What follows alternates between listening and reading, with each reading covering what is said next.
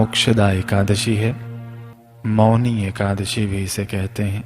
मोक्षदा एकादशी का महात्म्य श्रवण करेंगे। युधिष्ठिर बोले, देव देवेश्वर, मार्गशीर्ष मास के शुक्ल पक्ष में कौन सी एकादशी होती है, उसकी क्या विधि है तथा उसमें किस देवता का पूजन किया जाता है? स्वामिन, यह सब यथार्थ रूप से बताइए।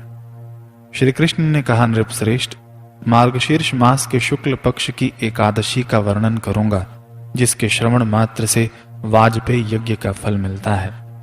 उसका नाम मोक्षदा एकादशी है, जो सब पापों का अपहरण करने वाली है।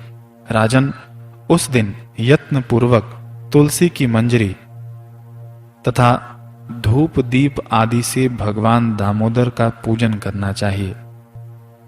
पूर्वोक्त विधि से ही दशमी और एकादशी के नियम का पालन करना उचित है। मोक्षदा एकादशी बड़े बड़े पातकों का नाश करने वाली है।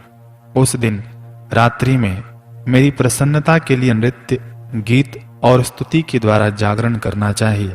जिसके पितर पापवश नीच योनि में पड़े हों, वे इस एकादशी का व्रत करके इसका पुण्यदान अपने पितरों को करें तो पितर मोक्ष को प्राप्त होते हैं। इसमें तनिक भी संदेह नहीं है।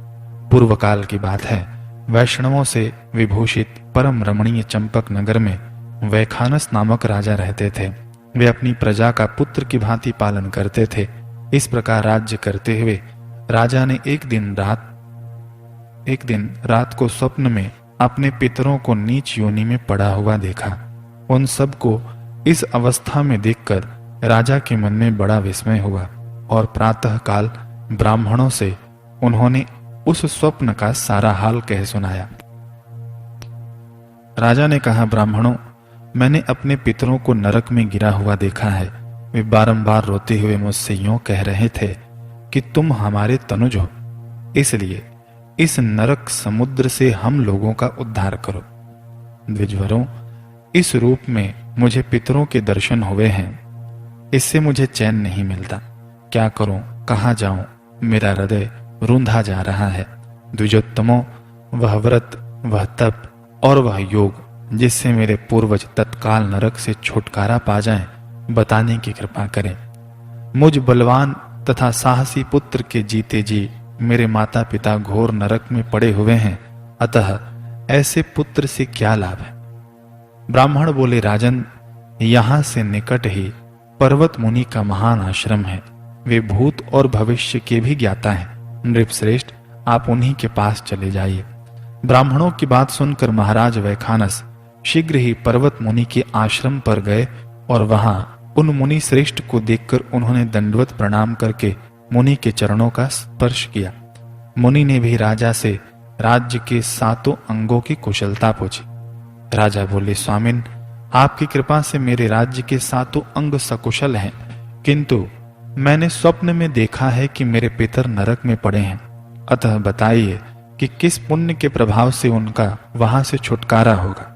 राजा की यह बात सुनकर मुनि श्रेष्ठ पर्वत एक मुहूर्त तक ध्यानस्थ रहे। इसके बाद वे राजा से बोले, महाराज, मार्गशीर्ष के शुक्ल पक्ष में जो मोक्षदा नाम की एकादशी होती है, तुम सब लोग उसका व्रत करो और उसका पुण्य पितरों को दे डालो। उस पुण्य के प्रभाव से उनका नरक से उद्धार हो जाएगा। भगवान श्री कृष्ण कहते हैं युधिष्ठिर से कि हे युधिष्ठिर, मुनि की यह बात सुनकर राजा पुनः अपने घर लौट आए। जब उत्तम मार्गशीर्ष मास आया, तब राजा वैखानस ने मुनि के कथनानुसार मोक्षदा एकादशी का व्रत करके उसका पुण्य समस्त पितरों सहित पिता को दे दिया। पुण्य देते ही क्षण भर में आकाश से फूलों की वर्षा होने लगी। वैखानस के पिता पितरों सहित नरक से छुटकारा पा गए और आकाश में आकर राजा के प्रति यह पवित्र वचन बोले, बेटा, तुम्हारा कल्याण हो। यह कहकर वे स्वर्ग में चले गए। राजन, जो इस प्रकार कल्याण में मोक्षदा एकादशी का व्रत करता है, उसके पाप नष्ट हो जाते हैं और मरने के बाद वह मोक्ष प्राप्त कर लेता है। यह मोक्ष देने वाली मोक्षदा एकादशी मनुष्यों के लिए चिंतामणि के समान समस्त कामनाओं को पूर्ण करने वाली है। इस महात्म्य के पढ़ने और सुनने से वाजपेयी यज्ञ का फल मिलता है।